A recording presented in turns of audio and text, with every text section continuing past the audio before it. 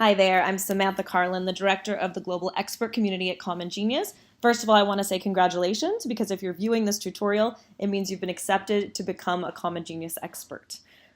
So let's walk through completing your expert profile. This is incredibly important for marketing purposes and for if we do some kind of advertising campaign with you in it.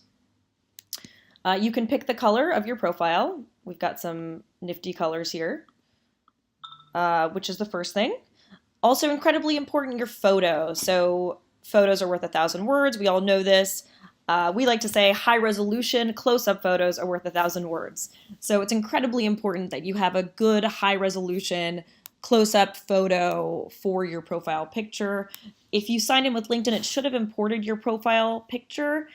If it didn't, or if your LinkedIn profile is not up to snuff, please feel free to contact me for photographer recommendations in a variety of cities, and I'm happy to send you to someone who can take a good photo of you.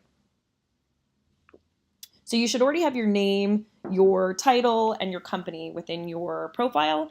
Make sure you put your city as well. This is going to determine your time zone. So when people are booking an appointment, they can see what time zone you're in so they don't try to book you at 2 in the morning. Rate per minute. A lot of questions on rate per minute. Most experts on the platform start anywhere between $2 and $6 a minute. Remember that this is an online meeting, so you're going to charge less than you would for an in-person meeting where you have to deal with traffic and parking and all of the mishigas that comes with meeting someone in person. This is the convenience of sitting at home in your pajama pants and a nice blazer, as I know some people do, and getting to have a meeting online from wherever it is you are with your favorite cup of coffee. So again, you're going to charge less than an in-person meeting. We also suggest you start out lower than you might normally start so that you can build up reviews on your profile. This is also incredibly important. You can always go up or down. This also depends on how many meetings you want to have. So think about your bandwidth. If you are only really available for a meeting every month, you can price yourself a little bit higher. If you're available for meetings more frequently, I would suggest to book yourself a little bit lower. Specialization. So specializations, you can start typing whatever it is that you're interested in. So another one that I would be diversity and inclusion, and keep adding these to your profile. The more of these tags that you have, the better, because it's going to help people to find you within search recommendations. If you're not seeing your specialization here, please email me at samantha@commongenius.com, and I'm happy to tell our developers to add your specialization.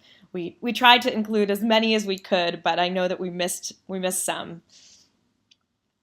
Biography. So again, a lot of people just copy and paste this from LinkedIn, which is totally fine.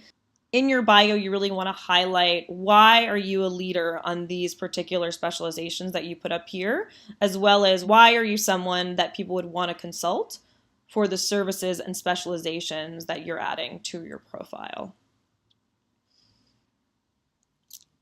So the challenges I can help you with, this is where you're going to add the services that you want to offer on the site. I wouldn't add more than 4 to start with, because you don't want to look like you're the jack of all trades and master of none. Many of you could put career coaching as one of your services that you offer, because a lot of you have varied experience across different sectors, and career coaching is really about being able to advise people which sector to go into, how to network within that sector, et cetera, et cetera. So I put career coaching on mine.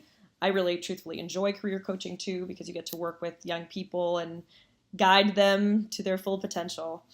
Okay, so let's add a new service so I can help you show how this works. So let's do something around diversity and inclusion. Let's say creating an inclusive workplace.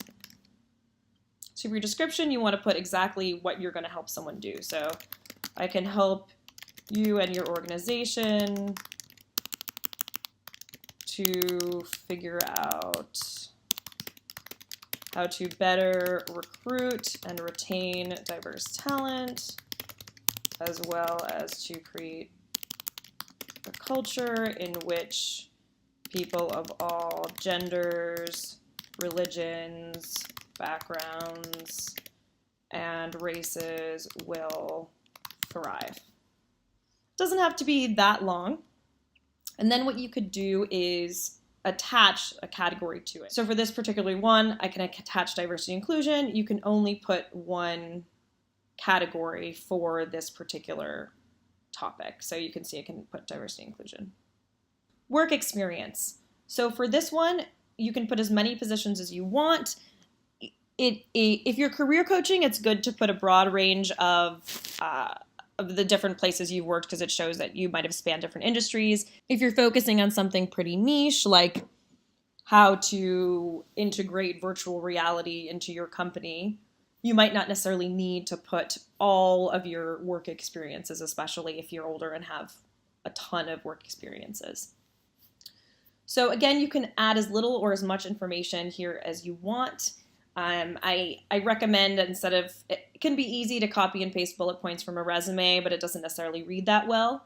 So it's good to put it in first person, like I manage the expert community at CommonGenius, an outstanding community of thought leaders and experts across the globe. And then I might go into more detail and say exactly what do I do managing community? And again, how does this description of this job relate to the specializations that I'm talking about? So if I talked about community marketing and community building, I want to talk here about how I'm building a community place at CommonGenius, or building a community.